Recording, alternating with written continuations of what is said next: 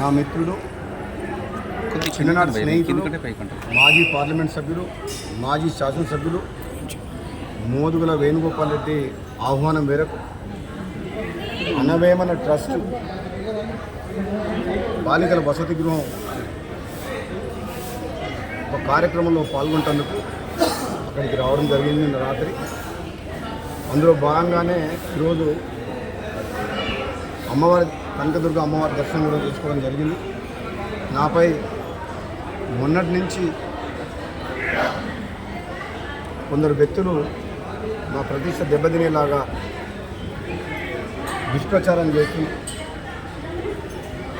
ఈ విజయవాడ గుంటూరు చుట్టూలో రాజకీయాల్లో ముడిపెట్టుకుంటూ వైఎస్ జగన్మోహన్ రెడ్డి గారిని కలుసానికి వస్తున్నట్టు నేను, నా సహచర మిత్రులు, నా నియోజకవర్గంలో ముఖ్య నాయకులందరూ దాదాపు 200 మంది వెళ్ళినట్టు దుష్ప్రచారం చేస్తున్నారు. అందులో ఎంత మాత్రం నిజం లేదు.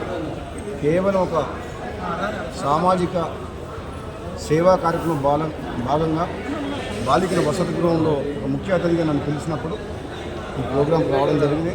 అందుకని విజయవాడలో రాత్రి ఉండి ఈరోజు అమ్మవారి దర్శనం చేసుకొని నేను, నా స్నేహితులు, మా శ్రేయోభిలాషులు, మా మునుగోడు నియోజకవర్గ ముఖ్య నాయకులందరూ కూడా అమ్మవారి దర్శనం చేసుకొని పోతున్నాం తప్ప ఇందులో ఎటువంటి రాజకీయం లేదు. దుష్ప్రచారం కూడా ప్రజలందరూ కూడా నమ్మొద్దు. మరొకసారి ఏ రాజకీయ నిర్ణయం చేసుకోవట్లేదు. తెలంగాణ రాష్ట్ర ప్రజలు, తెలుగు రాష్ట్రాల తెలుగు ప్రజలందరూ అన్నదమ్ములాగా కలిసిమెలిసి ఉండి 2 రాష్ట్రాలు సుభిక్షంగా ఉండాలని చెప్పి కనకదుర్గ అమ్మవారిని ప్రార్థించిన తప్పకుండా 2 రాష్ట్రాలు రాబోయే రోజుల్లో మంచి ఫలితాలతో పాటు అభివృద్ధి పథంలో దూసుకుపోయి ఇక్కడున్న కాంగ్రెస్ పార్టీ ప్రభుత్వం ముఖ్యంగా తప్పకుండా తెలంగాణ ప్రజల ఆశయాల కోసం పనిచేసుకుంటూ పేదలకు అండగా ఉండే కార్యక్రమాలు చేపడతామని చెప్పి తెలియజేస్తుంది. Thank you.